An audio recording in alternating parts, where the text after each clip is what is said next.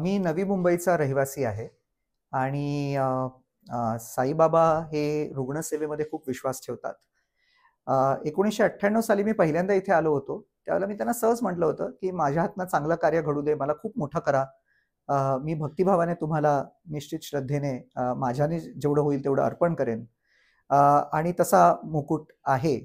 पण सर्वात महत्त्वाची गोष्ट म्हणजे की कोविड ज्यावेळेला होता 2021 साली, तर त्यावेळेला आपण बघत होतो की ॲम्ब्युलन्स सेवांमधून ग्राहकांची फार मोठ्या प्रमाणात लूट होत होती.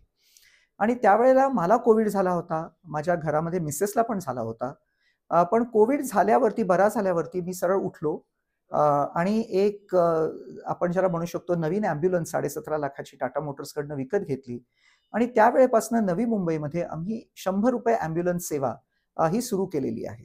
आणि हे खरंच त्यांच्या कृपेनेच घडलेलं आहे, की म्हणजे हे का घडावं? माझ्यासारख्या सामान्य माणसाच्या हातून हे काम घडावं आणि गेले 3.5 वर्ष आम्ही अव्याहतपणे नवी मुंबईकरांना मुंबई ते पनवेल सॉरी नवी मुंबई म्हणजे वाशी ते पनवेल आणि वाशी ते ऐरोळी ह्या परिसरामध्ये ₹100 मध्ये रुग्णांना ही सेवा आम्ही पुरवत आहोत आणि तसे आमच्या 1600 फेऱ्या आत्तापर्यंत झालेल्या आहेत.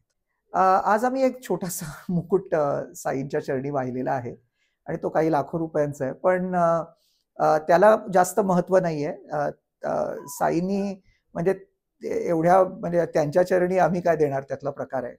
आमची लायकी पण नाही ती. पण सर्वात महत्त्वाचं गोष्ट म्हणजे की आमच्या हातून जे त्यांना योजलेलं काम आहे ते घडतंय.